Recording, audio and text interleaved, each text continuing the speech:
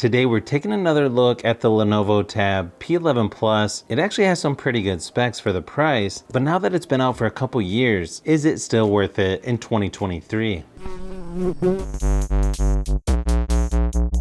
It was released back in 2021, so there's been quite a few tablets that have came out since then. There was a couple different variations that you could get, which cost from about $200 to $320 in the United States. But obviously you should be able to find it much cheaper now. You get the option of 4 gigabytes of RAM with 64 or 128 gigabytes of storage. Then there's also a version that's got 6 gigabytes of RAM with 128. They also have a bundle that comes with the official keyboard and precision pen too. That version wasn't available when I got mine. Kind of wish I got that version. So fairly good options there in my opinion for the money.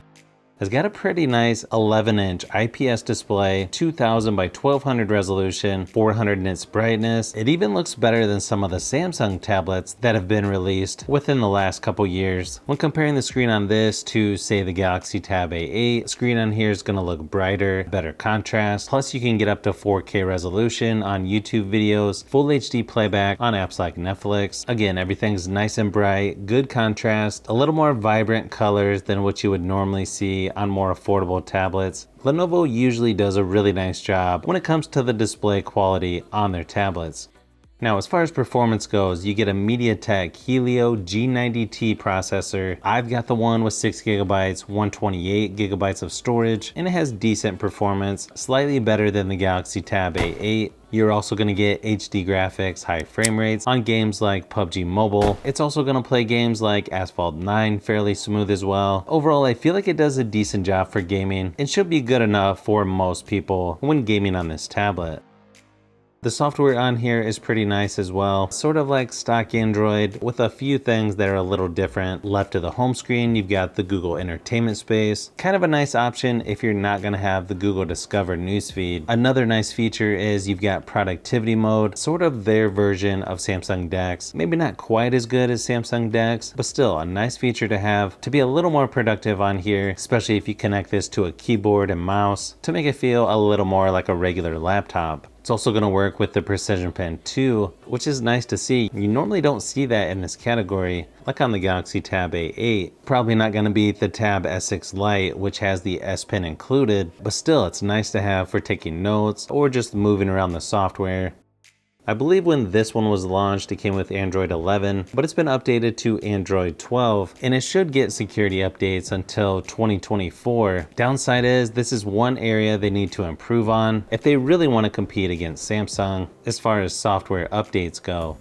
Now, you're not going to get a headphone jack on this one, but you do have a quad speaker setup. You're also going to get speakers on each side with Dolby Atmos. They actually sound really nice, especially for a budget device like this. Here's a quick sample just to give you an idea of what they sound like.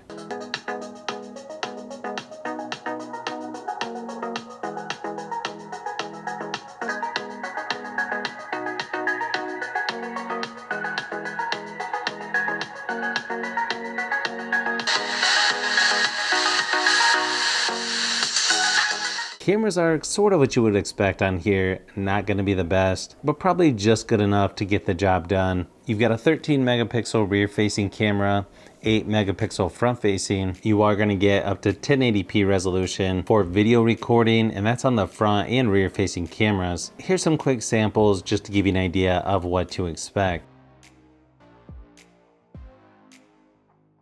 So as far as screen quality, hardware, what the tablet feels like to use, in my opinion, yes, this is still worth it in 2023. But of course, the downside with this and just some of the other older tablets is when it comes to software updates. Just like I've said in the past, as long as Lenovo keeps improving on the amount of years you get with the software updates, I feel like Lenovo could be one company that could actually compete with Samsung.